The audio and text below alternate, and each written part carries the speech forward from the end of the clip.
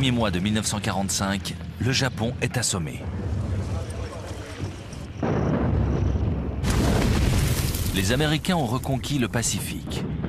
Les sous-marins de l'US Navy ont anéanti la quasi-totalité des navires marchands japonais. L'Empire du Soleil Levant n'a plus de porte-avions. L'archipel nippon ne peut plus recevoir de ravitaillement. Il n'a plus de carburant ni de matières premières. Les Japonais devraient accepter la défaite. Mais ils refusent de se rendre. Ils sont persuadés que s'ils combattent avec suffisamment de hargne, les Américains n'auront pas le courage de poursuivre l'engagement et renonceront à lutter.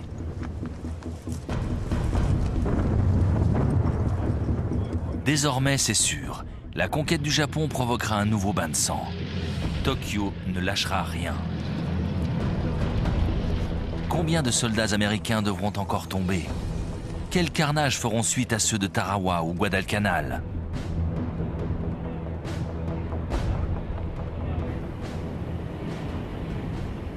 Washington va prendre la décision d'utiliser une arme terrible qui deviendra très vite un cauchemar pour tous les peuples. Cette guerre aura repoussé les limites de la folie humaine jusqu'à ce point final tragique.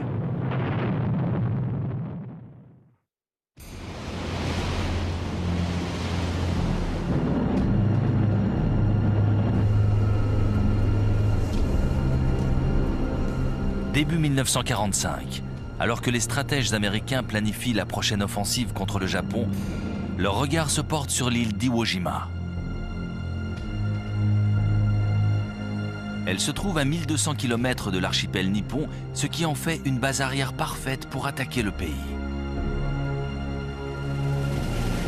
L'amiral Chester Nimitz, commandant de l'US Navy dans le Pacifique, va réunir la plus grande flotte de débarquement jamais rassemblée durant cette campagne. Il va envahir Iwo Jima.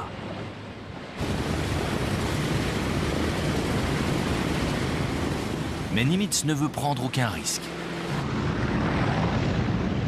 Pendant 3 jours, vague après vague, les chasseurs bombardiers vont labourer les positions ennemies. L'île brûle.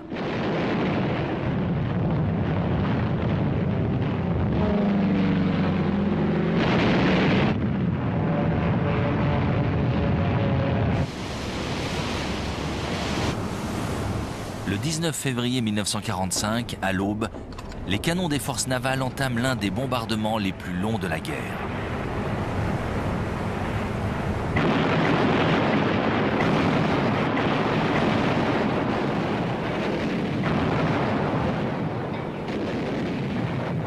Quelques minutes plus tard, les péniches prennent la mer.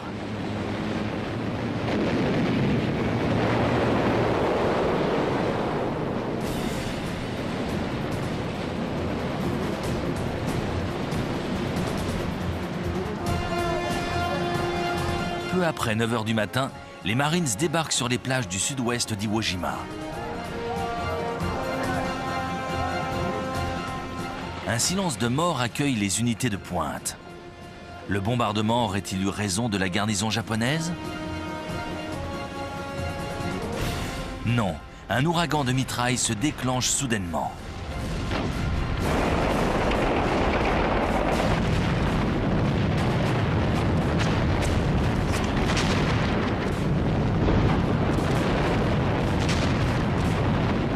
Le commandant japonais, le général Tadamichi Kuribayashi, a demandé à ses 22 000 hommes de s'embusquer pour n'ouvrir le feu qu'en étant sûr de faire mouche.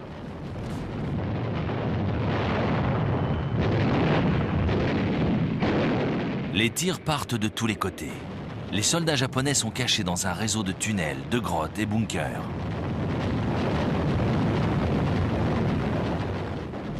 C'est un carnage.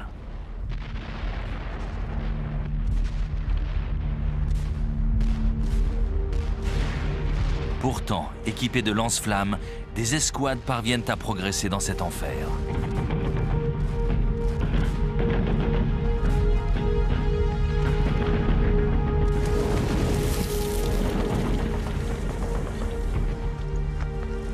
En fin de journée, une tête de pont est solidement établie. Avec l'aide de l'artillerie navale, les hommes entament l'ascension du volcan qui domine l'île de ses 170 mètres. Il est particulièrement bien défendu.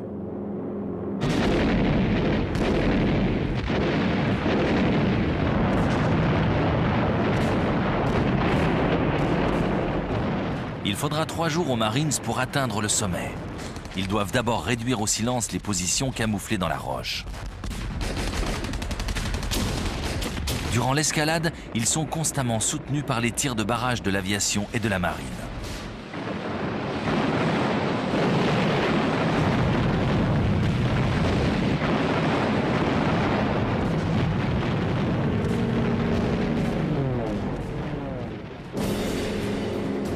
Le 23 février 1945, une patrouille commandée par le lieutenant Harold Schreier lance le dernier assaut. Les hommes ont emporté un petit drapeau américain dans leur pactage.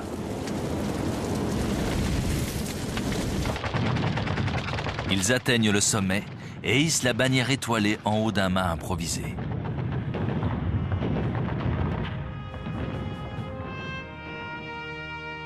Le sergent Louis Lowey, photographe du corps des Marines, réalise une série de clichés.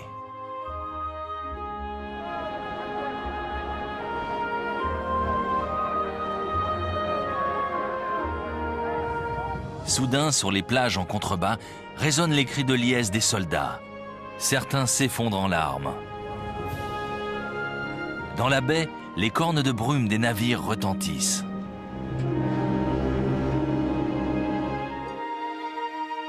Trois heures plus tard, l'événement est mis en scène avec un drapeau beaucoup plus grand. L'instant est immortalisé par le photographe Joe Rosenthal. Le cliché va faire le tour du monde. Il restera comme l'une des images chocs de cette guerre.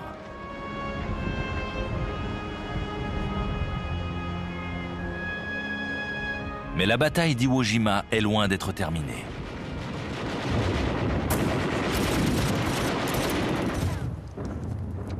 Le reste de l'île est toujours aux mains des Japonais.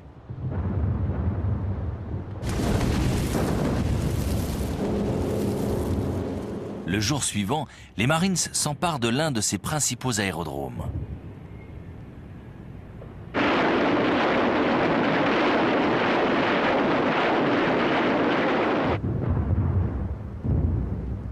Mais Kuribayashi a demandé à ses hommes de tuer au moins 10 ennemis avant de mourir sur place. C'est un devoir sacré.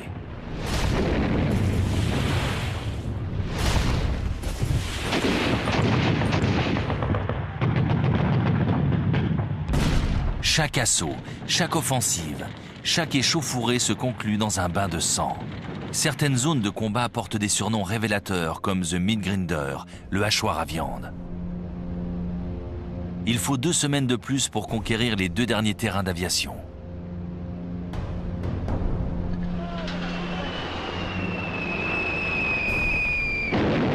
Les combats se poursuivent, mais cette fois l'US Air Force peut se servir des installations de l'île.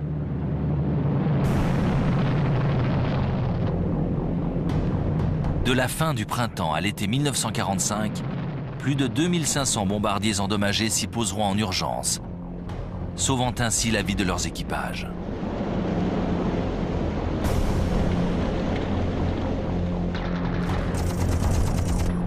À la fin du mois de mars, après 6 semaines d'une bataille féroce, le dernier bastion japonais est enfin capturé.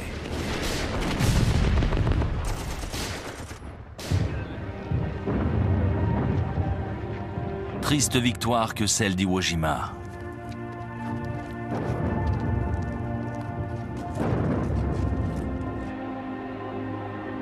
Sur les 22 000 soldats de la garnison japonaise, les Américains ne feront qu'1 millier de prisonniers. 7 000 marines sont morts, 18 000 ont été blessés. Le quart des médailles d'honneur accordées aux Marines pendant la Seconde Guerre mondiale le sera pour l'invasion de cette île perdue du Pacifique.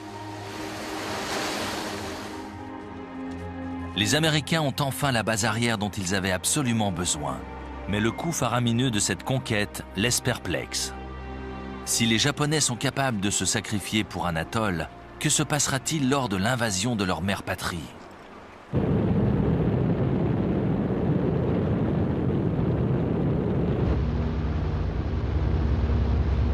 S'ils ne veulent pas envahir l'archipel nippon, les stratèges américains n'ont qu'une alternative: les bombardements stratégiques.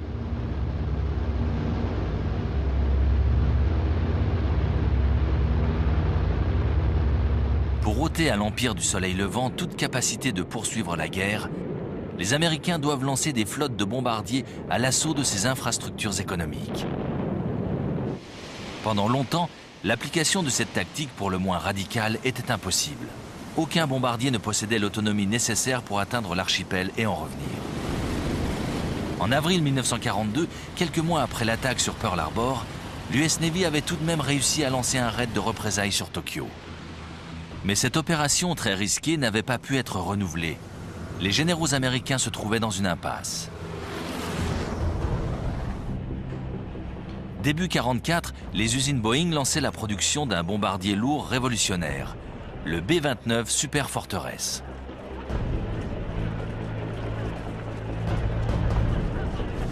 Il pouvait transporter près de 10 000 kilos de bombes sur plus de 5 000 kilomètres.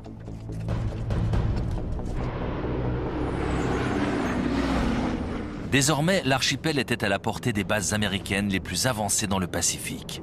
Tokyo était enfin accessible.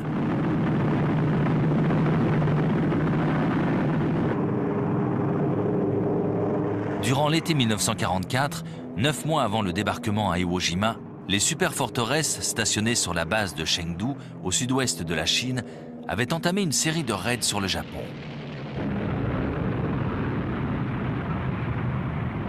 Mais les appareils devaient effectuer ces bombardements sans escorte, car aucun chasseur n'avait assez d'autonomie pour un si long voyage.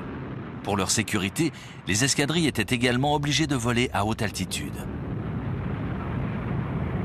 De plus, leur autonomie était tout juste suffisante pour accomplir l'aller-retour, et les pilotes n'étaient pas à l'abri de certaines erreurs de navigation.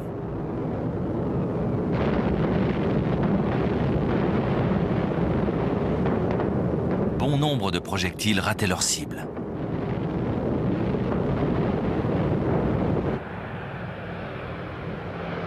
En juillet 1944, la progression des troupes avait complètement changé la donne. Les Marines étaient parvenus à conquérir les îles Mariannes, situées dans le centre du Pacifique, à seulement 2400 km de l'archipel nippon. Les superforteresses se trouvaient à distance idéale pour opérer. Les campagnes de bombardement reprenaient quelques mois plus tard.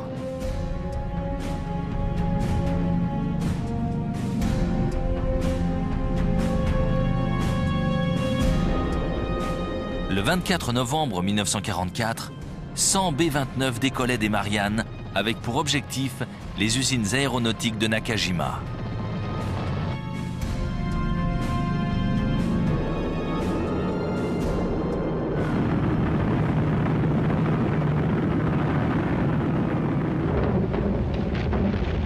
Mais moins d'une cinquantaine de bombes avaient atteint leur cible.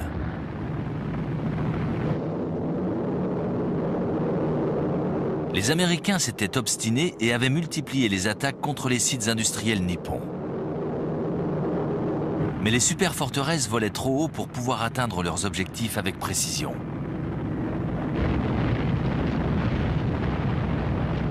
Le sol restait invisible derrière les nuages et les vents d'altitude déviaient les bombes. Tout largage de précision demeurait impossible. Pour ne rien arranger, les B-29 souffraient de nombreux problèmes techniques. Pire encore, ils étaient la proie des pilotes kamikazes.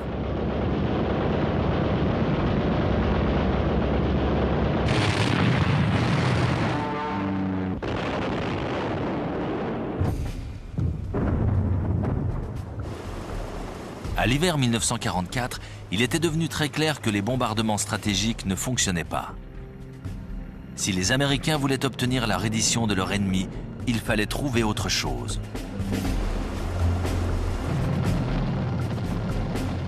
Le 18 décembre 1944, ils essayèrent une nouvelle tactique.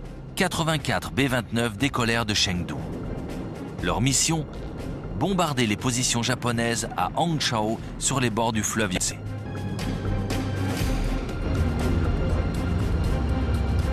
Cette fois, ils volèrent plus bas, avec une cargaison surtout constituée de bombes incendiaires.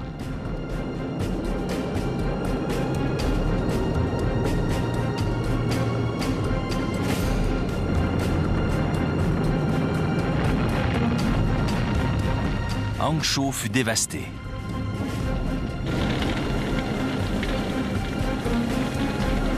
Ce genre d'opération venait de prouver son effroyable efficacité.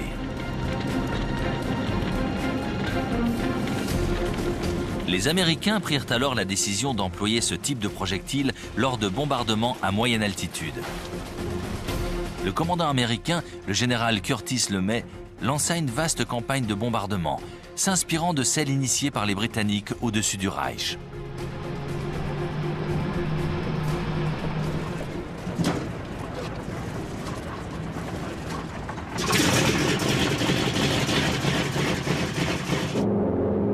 Dans l'après-midi du 9 mars 1945, une escadrille de petits bombardiers partit en éclaireur pour allumer une série d'incendies qui serviraient de repères aux superforteresses. Les 300 B-29 allaient pouvoir effectuer leur largage avec plus de précision.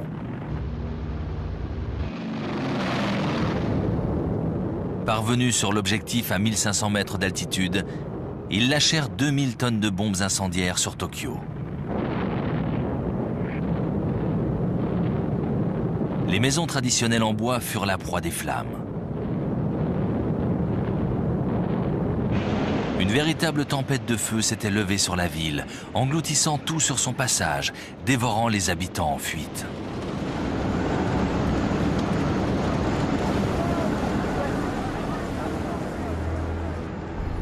Le nuage de fumée était si vaste qu'il avait pu être observé à plus de 200 km de distance.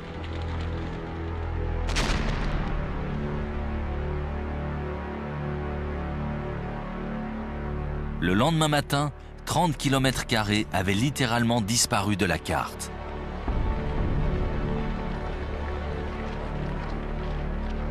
« 100 000 habitants étaient morts carbonisés. 1 million n'avaient plus d'abri.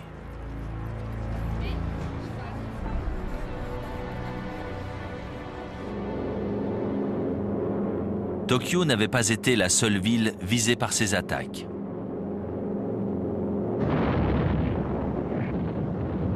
Nagoya fut réduite en cendres 2 nuits plus tard. Puis ce fut le tour d'Osaka et de Kobe la semaine suivante. Le feu avait ravagé des quartiers entiers, détruisant les maisons et les infrastructures industrielles. Mais ces bombardements n'avaient pas été sans danger pour les équipages. Sans escorte, ils avaient été livrés en pâture aux chasseurs japonais.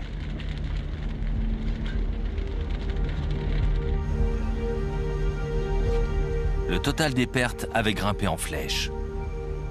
Pour que cette stratégie soit encore plus efficace, il fallait de nouvelles bases aériennes plus proches des côtes japonaises.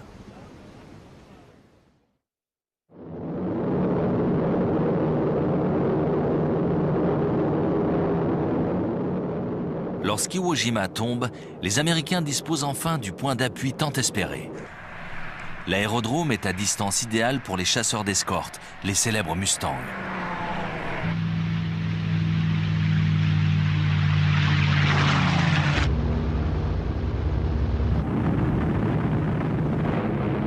Au cours du printemps et de l'été 1945, des raids pouvant compter jusqu'à 500 bombardiers frappent le Japon tous les 2 jours.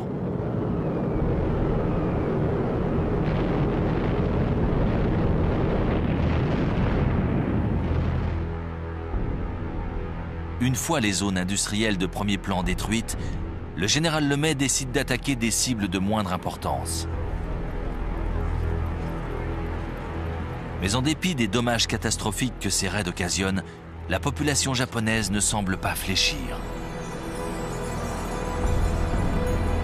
Après plus de 6 mois de bombardement, les Américains doivent se rendre à l'évidence.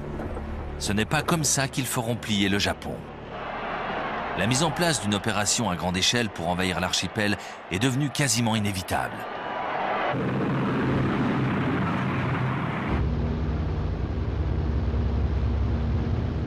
La première étape de ce plan passe par l'île d'Okinawa, qu'il faut absolument conquérir. Car elle ne se trouve qu'à 560 km des côtes japonaises.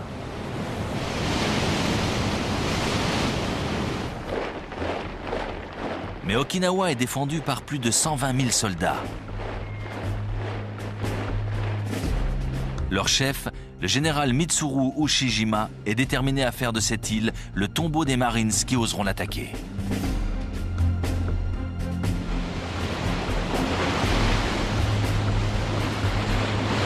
Une fois de plus, l'amiral Nimitz rassemble une impressionnante flotte.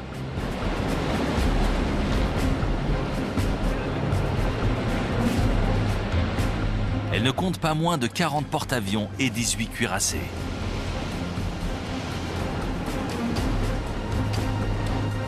Le bombardement préliminaire débute le 23 mars 1945.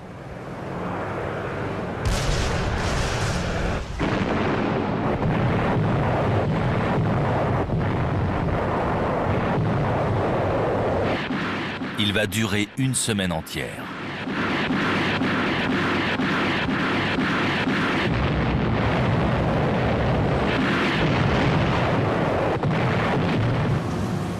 Finalement, dans la matinée du 1er avril, les barges d'assaut atteignent le rivage.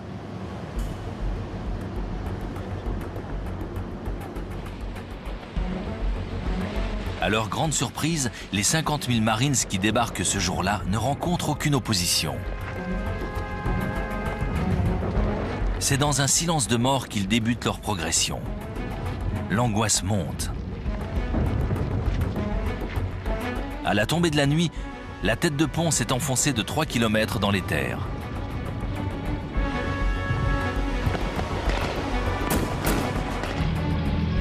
Les troupes parviennent rapidement sur la côte Est, et ce, sans aucune résistance.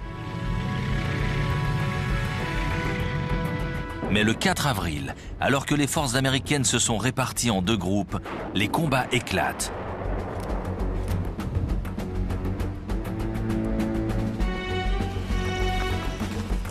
Les divisions de Marines marchent vers le nord-est.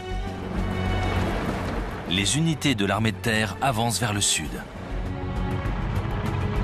Les Marines ne rencontrent que des foyers de résistance sporadiques.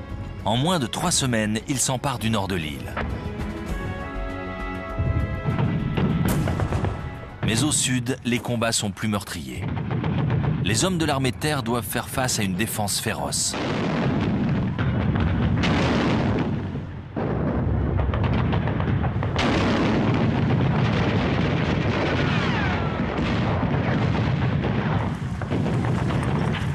Pendant 10 jours, les Japonais solidement retranchés tiennent leur position.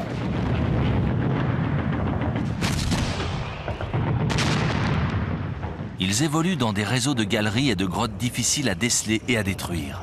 Lorsqu'ils sont submergés, ils se replient dans de nouvelles fortifications.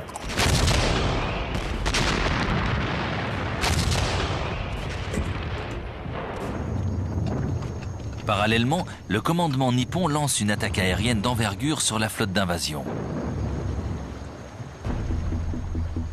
Le 7 avril à l'aube, les pilotes accomplissent l'ultime rituel avant de grimper dans leurs avions pour la dernière fois.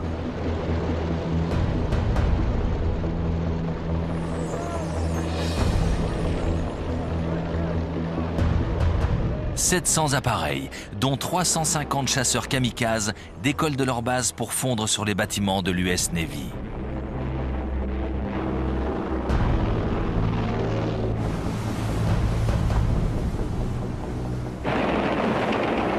Leur objectif principal, une première ligne de destroyers équipés de radars déployés à 75 km des côtes.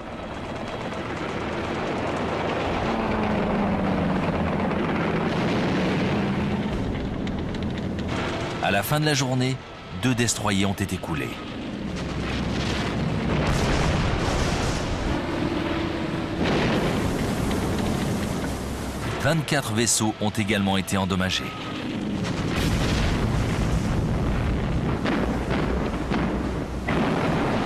Mais les Japonais ont perdu près de 300 avions.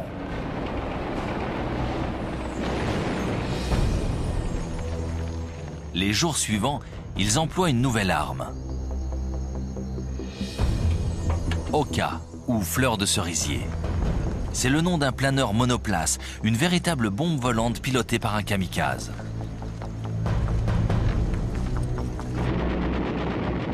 Largué par un bombardier, l'Oka est armé d'une ogive contenant une charge explosive de 1200 kg.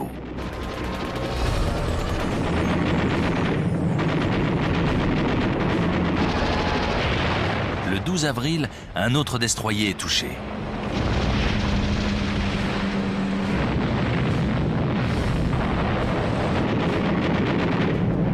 Mais ces engins se révèlent vite inefficaces.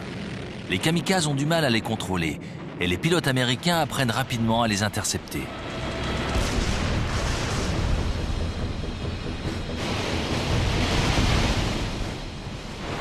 En désespoir de cause, la marine nippone tente une autre opération suicide. La deuxième flotte japonaise fait route vers Okinawa pour détruire le plus possible de navires ennemis. Dans un second temps, le plus grand cuirassé japonais, le Yamato, devra s'échouer sur les plages pour y être transformé en forteresse.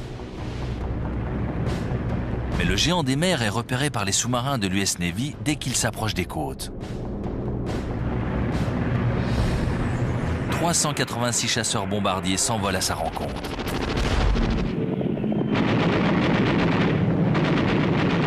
Deux heures plus tard, il est la proie des flammes. L'incendie est visible à 150 km aux alentours. Le 7 avril à 14h30, il coule.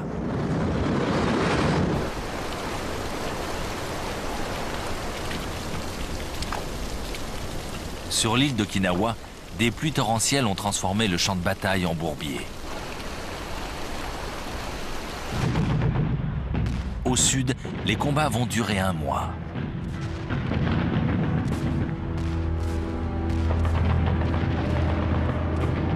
Les soldats américains doivent nettoyer chaque trou, chaque blockhaus, chaque grotte au lance-flammes et à la grenade.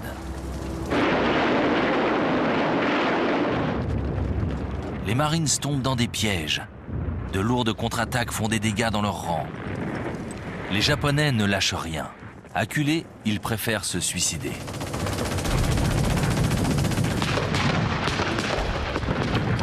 Les pertes américaines augmentent rapidement.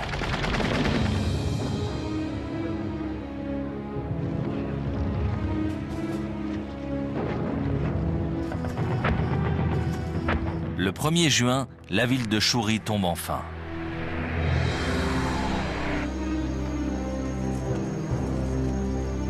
Le 4 juin 1945, un nouveau contingent de Marines débarque au sud de Naha, capitale d'Okinawa, et fait la jonction avec les forces qui descendent du nord de l'île.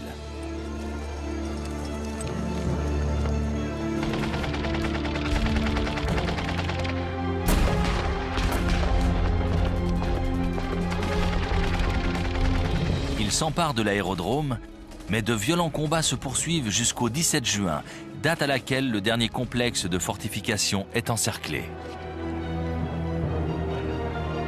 Il faut 5 jours de plus pour que l'ensemble de l'île soit sécurisé.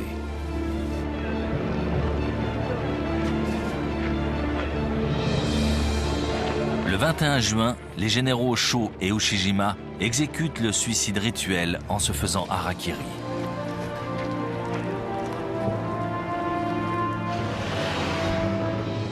Les Américains ont fait 7000 prisonniers. Certains, à leur grande surprise, se sont rendus spontanément. C'est la première fois au cours de cette guerre. La bataille d'Okinawa a été un effroyable bain de sang. La 22e armée japonaise est anéantie. 117 000 soldats japonais et 100 000 civils ont été tués. Les Américains ont perdu près de 16 000 hommes.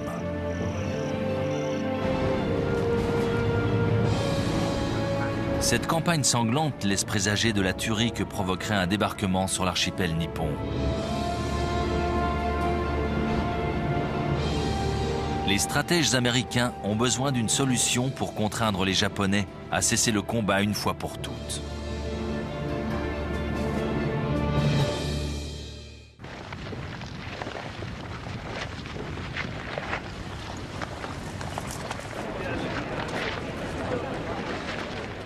En s'emparant d'Okinawa, les États-Unis disposent d'une base à seulement 560 km des côtes de l'ennemi. Que faire? Les Japonais ne montrent aucun signe de faiblesse. Certains officiers supérieurs veulent se servir de l'île pour poursuivre les campagnes de bombardement stratégiques.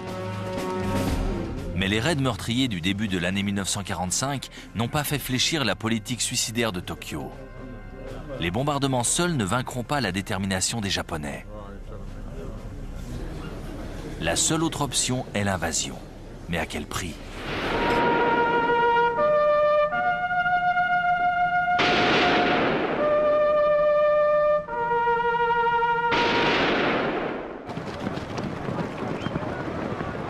Un million d'hommes défendent l'archipel.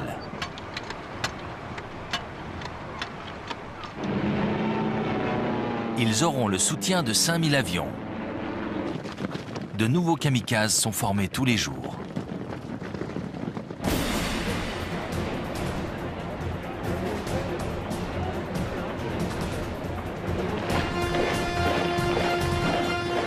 Les civils se lanceront certainement dans des attaques suicides. À Washington, les statisticiens du Pentagone estiment que l'invasion pourrait coûter la vie à 250 000 soldats américains.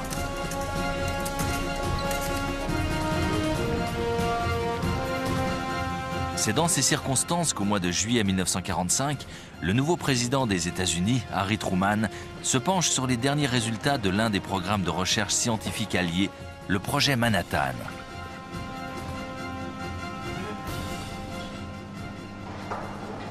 Pendant 3 ans, les chercheurs ont élaboré une bombe atomique.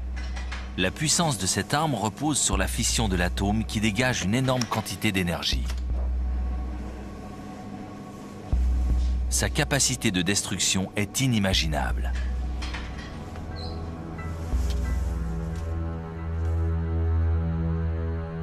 Le projet est dirigé par un ingénieur militaire, le général américain Leslie Groves.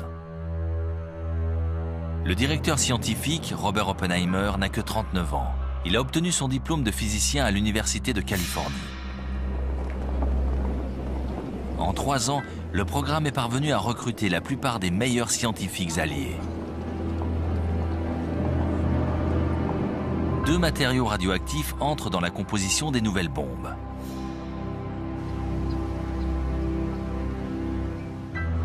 Le premier est d'origine naturelle.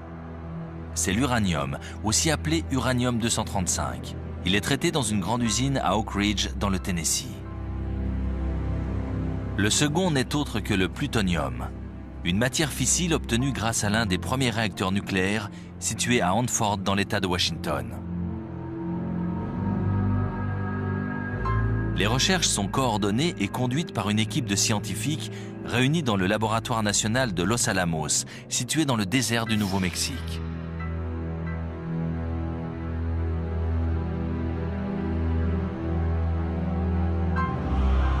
Au début de l'année 1945, les scientifiques de Los Alamos sont presque sûrs d'avoir conçu une bombe à l'uranium opérationnelle. Mais elle nécessite une énorme quantité d'uranium-235. Y aura-t-il assez de matière fissile pour la terminer? Ils décident donc de lancer la fabrication d'une deuxième bombe, au plutonium celle-là. Mais personne n'est sûr que cette bombe fonctionne correctement, car le processus de fission du plutonium est moins bien maîtrisé. Avant de l'utiliser, il convient donc de la tester. Au début du mois de juillet 1945, après un investissement de 2 milliards de dollars, la première bombe au plutonium est prête pour les essais.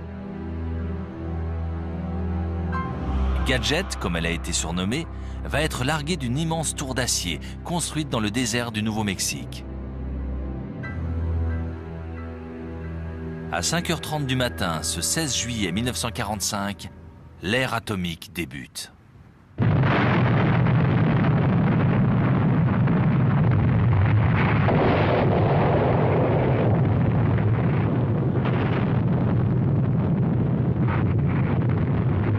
La nouvelle de la réussite de l'opération Trinity est aussitôt transmise au président Truman.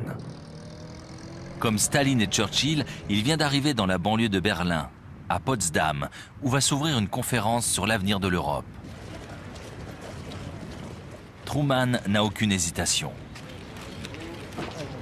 Il ordonne à son état-major de préparer au plus vite l'opération qui permettra de larguer une bombe atomique sur le Japon.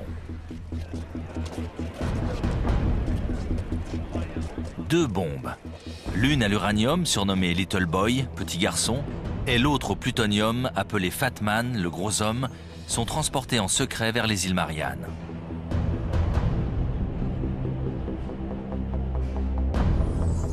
C'est là que les attend le colonel Paul Tibbets, un officier très expérimenté, chef d'un escadron créé pour l'occasion, le 509e Composite Group.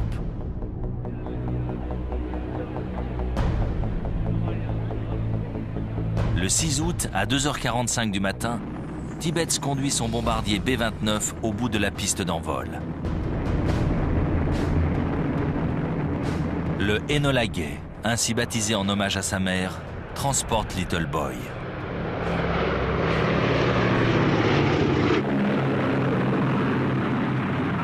Le vol jusqu'à la cible, Hiroshima, 4e ville du Japon, se déroule sans encombre.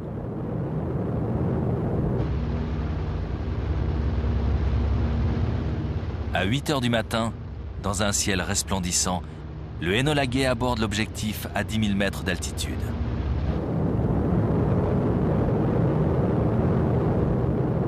Un quart d'heure plus tard, Little Boy est largué.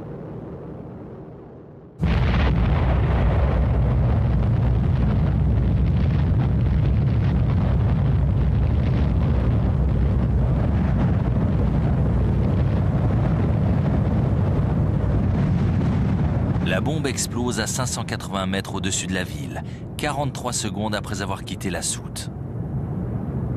Elle dégage une puissance équivalente à 15 000 tonnes de TNT. La température dans le champignon est de 5000 degrés. Plus de 70 000 personnes sont tuées sur le coup.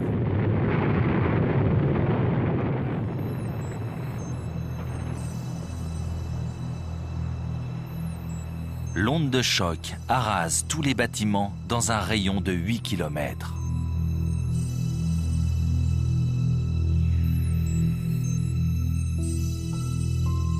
Les habitants qui ne sont pas morts instantanément ont été rattrapés par la tempête de flammes.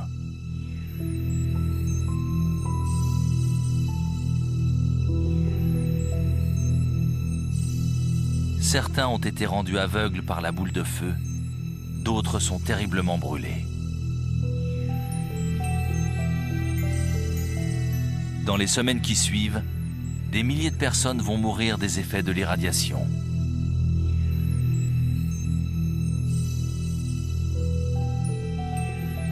Le 7 août 1945, le président Truman prononce une allocution en forme d'avertissement pour le Japon. Let there be no mistake. We shall completely destroy Japan's power to make war. They may expect a rain of ruin from the air, the like of which has never been seen on this earth. Le Japon ne formule aucune réponse officielle. 2 jours plus tard, le 9 août, Fat Man est largué sur le grand port militaire de Nagasaki. Bourrée de plutonium, cette deuxième bombe est beaucoup plus puissante que la précédente.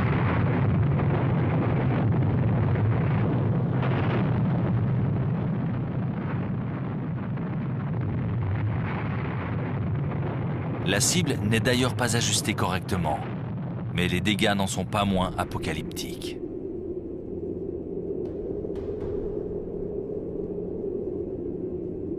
Entre 60 et 80 000 personnes sont tuées par l'explosion.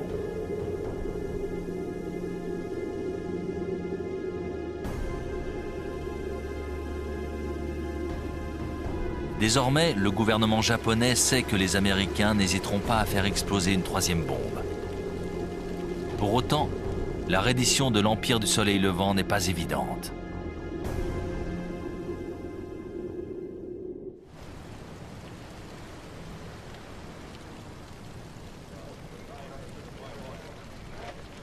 Juste après le bombardement de Nagasaki, le secrétaire d'État américain James Burns prévient Tokyo. There is still time, but little time, for the Japanese to save themselves from the destruction which threatens them. L'avertissement est clair. Les États-Unis sont prêts à utiliser la bombe autant de fois qu'ils l'estimeront nécessaire.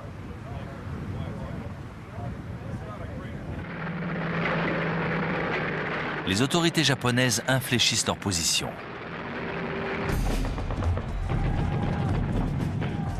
D'autant que l'Union soviétique vient de leur déclarer la guerre. L'armée rouge pénètre en Mandchourie et dans le nord de la Chine.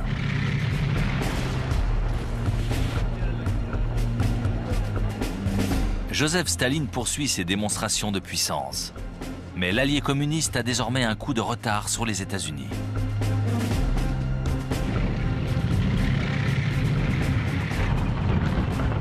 Les Japonais ont 1 million de soldats en Asie du Sud-Est.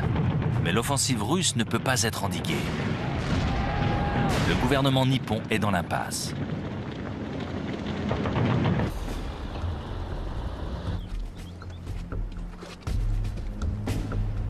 Dans la nuit du 9 au 10 août, l'empereur Hirohito organise une conférence avec 6 de ses plus éminents responsables militaires et politiques.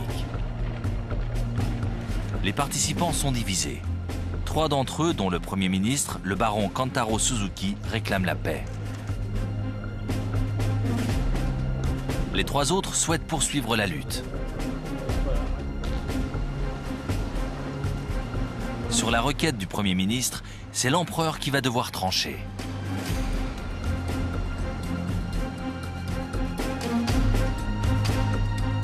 Hirohito choisit la paix, à la condition que sa position de souverain ne soit pas remise en cause.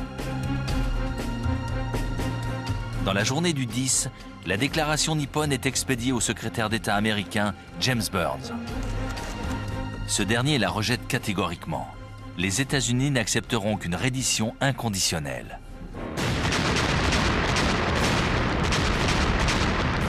Dans le même temps, l'armée rouge s'enfonce en Mongolie.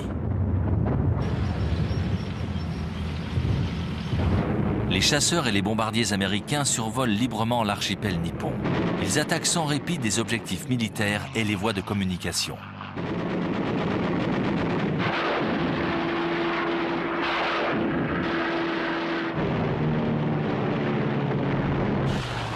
Ces raids continuent de dévaster le Japon.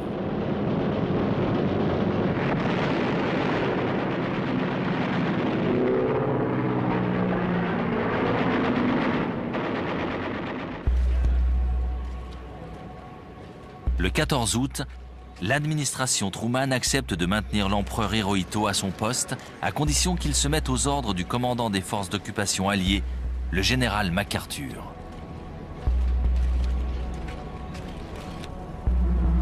Le même jour, une tentative de mutinerie d'un petit groupe de militaires opposés à la paix est matée. Hirohito approuve la déclaration de reddition.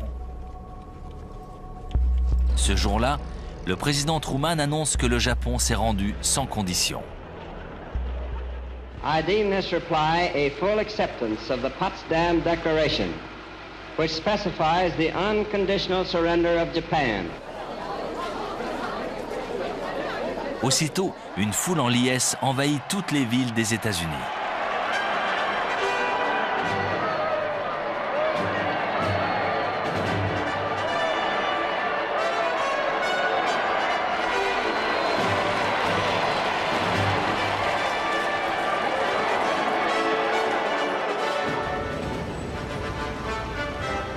À Londres, il est minuit lorsque le nouveau Premier ministre, Clement Attlee, annonce la nouvelle. Japan has today surrendered. The last of our enemies is laid low. Peace has once again come to the world. Let us thank God for this great deliverance and his mercies. Long live the King. En quelques minutes, une foule compacte submerge les rues de Londres. Des milliers de personnes entourent le palais de Buckingham. Une formidable sarabande se répand dans la ville. La fête va durer plusieurs jours.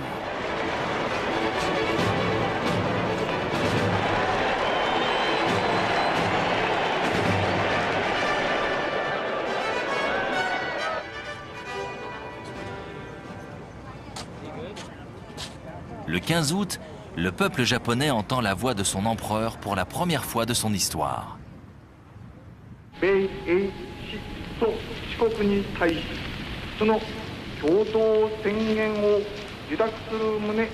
Il annonce que la situation du pays était devenue intenable et qu'il convient donc de se rendre.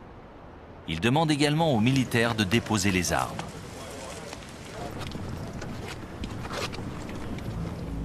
Ces ordres sont accomplis aux quatre coins de l'archipel et dans les territoires conquis.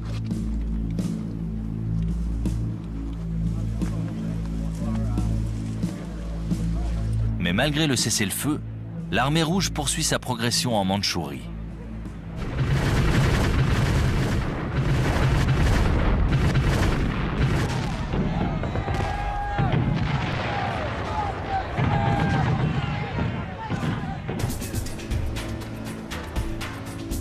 Pour la première fois, les soldats japonais se rendent en grand nombre.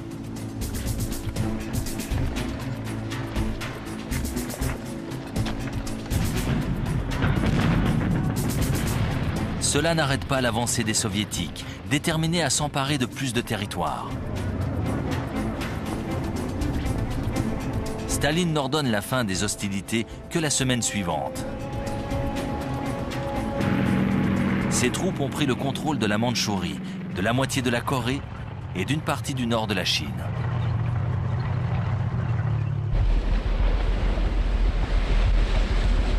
Dans les zones les plus reculées du sud-est asiatique, aux Philippines et dans bon nombre d'îles du Pacifique délaissées par l'offensive américaine, la nouvelle de la reddition parvient aux garnisons nippones avec plusieurs semaines de retard.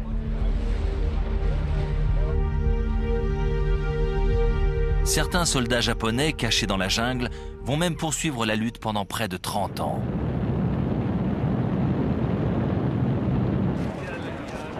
Le 28 août, 2 semaines après la reddition, les premières troupes américaines débarquent au Japon.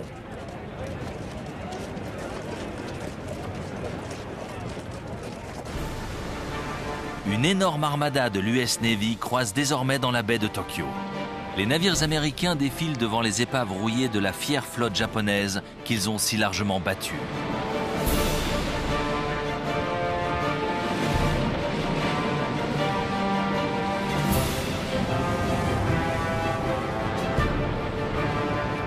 Plusieurs jours plus tard, le 2 septembre 1945, une délégation japonaise se rend sur le cuirassé Missouri.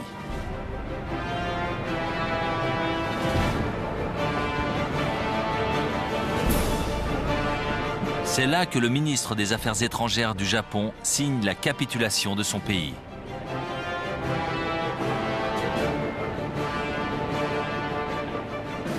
Le document est contresigné par le général Douglas MacArthur, l'homme qui dirigera le Japon durant les 6 années suivantes.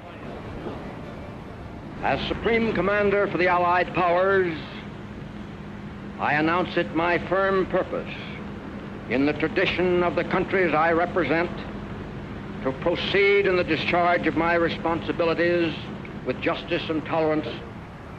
Bientôt, 2000 appareils survolent le cuirassé américain.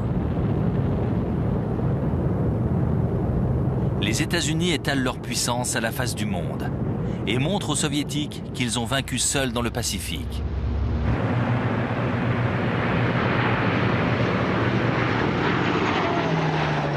Après 2194 jours, soit 6 années de conflit, la Seconde Guerre mondiale vient de s'achever.